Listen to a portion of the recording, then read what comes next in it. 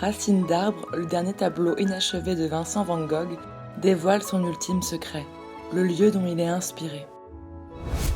Un endroit chargé d'histoire puisqu'il s'est donné la mort à quelques pas. Mai 2020, Wouter van der Ven range des cartes postales prises à Auvers-sur-Oise, lieu de fin de vie de Van Gogh.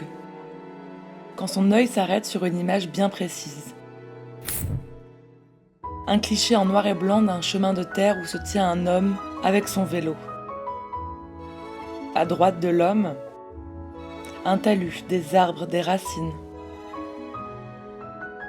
L'endroit lui rappelle aussitôt Racines d'arbre, le dernier tableau de Van Gogh.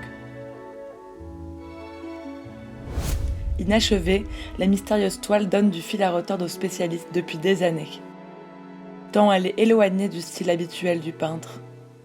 Pendant une longue période, on a pensé qu'il s'agissait là des premiers pas de l'art abstrait. Vincent van Gogh était tellement novateur qu'il paraissait tout à fait logique que cet artiste puisse à un moment bousculer tous les codes figuratifs, vraiment les faire exploser. Et pourquoi on pensait que c'était de l'art abstrait ?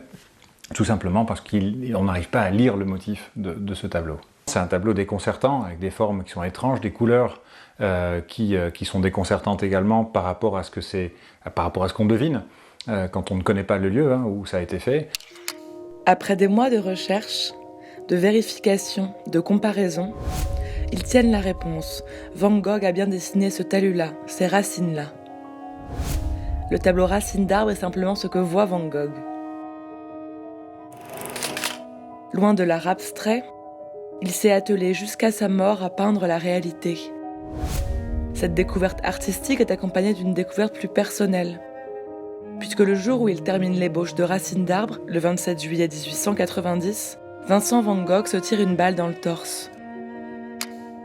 À cette époque, il vit à l'auberge Ravoux, à Auvers-sur-Oise, ville qui accueille beaucoup d'artistes.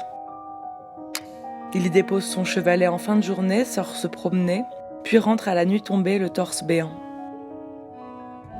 Il affirme qu'il a voulu se tuer. Il meurt 2 jours plus tard. Mais jusqu'alors, personne ne savait ce qu'avait fait le peintre les dernières heures de sa vie. C'est un tableau qui a été réalisé le jour de son suicide. Donc, dans ce sens-là, c'est un tableau qui a une importance capitale pour comprendre ce qui s'est passé dans la tête de Vincent van Gogh le jour où il prend cette décision terrible. Et également, ça nous renseigne sur ce qu'il a voulu laisser derrière lui.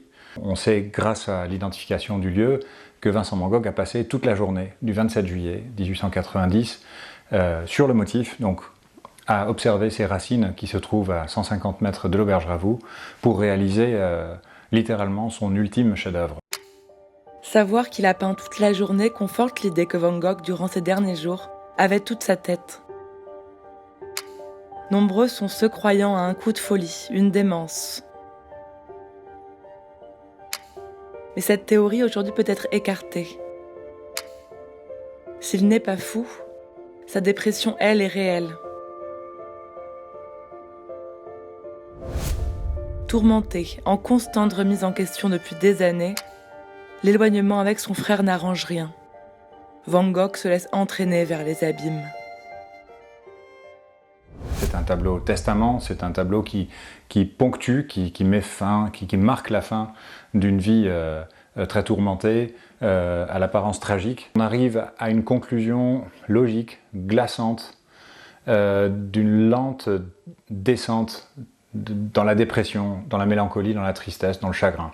La complicité qu'il avait avec Théo, son frère, était assez largement remise en question par tout un ensemble de facteurs. Donc on voit la solitude qui s'installe chez Vincent van Gogh. On le lit aussi dans ses lettres. On voit cette mélancolie, toutes ces incertitudes, toute cette précarité qu'il sent. Et on glisse thématiquement dans ces tableaux vers des choses de plus en plus déprimées et déprimantes. Les secrets de ce tableau racontent cet adieu.